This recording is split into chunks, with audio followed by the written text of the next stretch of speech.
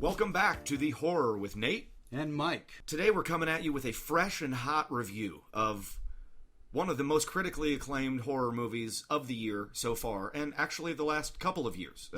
Critics are agog for this.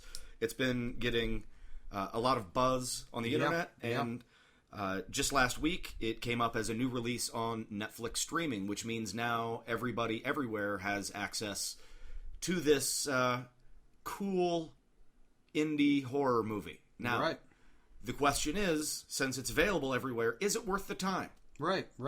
Yeah, we're going to be going into one of... It ended up on a lot of top 10 lists, usually at number 1 for the best horror movie of last year. The Babadook by director Jennifer Kent. Is this her first film? Yes, actually it is. And it is a very strong debut film. This woman definitely has talent as a director. Absolutely. We were talking before we started recording this that because of all this buzz, we're actually both getting asked a lot what our opinion is on this movie, and we wanted to shout out at some of the people that have been enjoying our show so far. Yeah, just this morning I got 3 separate people wanting to know the reviews. That would be Eric, Roxanne, and Destiny. Just wanted to give a little shout out. This one is going to be for you guys. Our review on the horror of The Babadook from Australia, actually. So, you want to go ahead and take it away, Nate? Sure. The Babadook starts with a mysterious children's book showing up at the house of a widow and her young son. Yep. This book is terrifying. Yes. Like, this is a scary movie. It's a good horror movie. But this book is the scariest thing in it. Right. I'm not sure who did the art. Yeah. But they need to have that guy design more movie monsters. Right. Well, I'll look online, see if if that's available to buy anywhere. It fucking should be. So I'll look, and if it is, I'll post it in a link below. The book is about the Babadook. It is also haunted by an entity, perhaps. You're not sure what this thing is, but the act of reading the book invites the Babadook into the lives of this mother and son. Whoa. And I don't really want to get too specific. Right. The fun is seeing what happens to them and how it all unfolds. But you can tell that it is a great premise, a killer setup for a horror movie. Yep, definitely. And I think it delivers on that premise. I think it's very self-contained. It leaves their house moments here and there. But for the most part, once we really get into the second half, mostly the third act, it's these two characters in a house having to deal with this phantom. It's not necessarily a ghost, a demon, or this, that. It's a good old phantom movie, which we haven't seen in quite a while. Well, that's great. You said phantom, I said entity. One of the things I liked about it was that it was refreshing to find a horror movie that wasn't looking to conform to any tropes. Right. What is the Babadook? Well, I don't know. There hasn't been a movie about it before. Yeah, exactly. And it's not like, it's a vampire movie, so it conforms to these rules. It's a werewolf movie. It conforms to these rules. Mm-hmm. I love it when a movie wants to make up its own rules. Right. All movies should want to do that. Yeah, and it is utterly original. This is finally a movie that's not a remake. It's not a reimagining. It's not based on a comic book or anything like that. This is an original piece of horror fiction put on the screen for us. So, again, that gets extra love for attempting to do something like that, let alone pulling it off. I thought it was, particularly for a debut film, very strong, very well directed. Jennifer Kent, she's on my watch list now. Absolutely. I'm going to look for whatever her next project is. I did have a few problems with it. It's not a perfect movie, but what is? It is scary.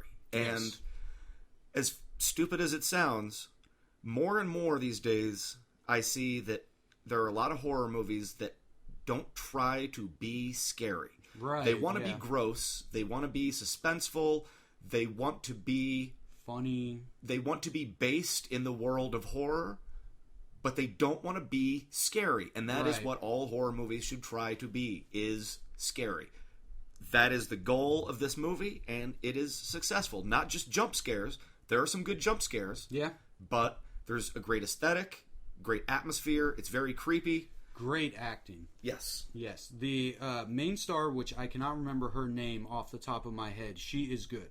If there was a list, which we might create one, of people who deserved an Oscar nomination but don't get them simply because they're in a horror movie, this lady does a phenomenal job of carrying this could potentially be silly premise and sells the shit out of it. What will be your final rating for the Babadook? Out of the scale of 1 to 10, where does the Babadook fall? You know, I think when I originally reviewed it and we talked about it, I think I gave it something like a 7, possibly an 8. Oh, no, we were doing 1 through 4. On second thought, looking back at it, it is genuinely scary.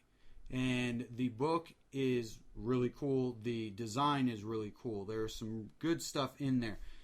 Originally in my review, and I'm going to stick by this part of it, it is the little kid is very annoying. Oh, the screaming. Yeah. Yes. And while that works for the movie in that that's the way it should be, and it really helps to bring her crazy out, and you can feel it. It goes on too long. Yes. The movie meanders in the middle, and those just kind of bits of uncomfortableness, we got it long before the movie figured out that we got it. So that is what takes it down. I do think it's rewatchable, and I would give it a very, very strong recommend. I would say it ends up a good 8 out of 10. I will go 7 out of 10. Okay.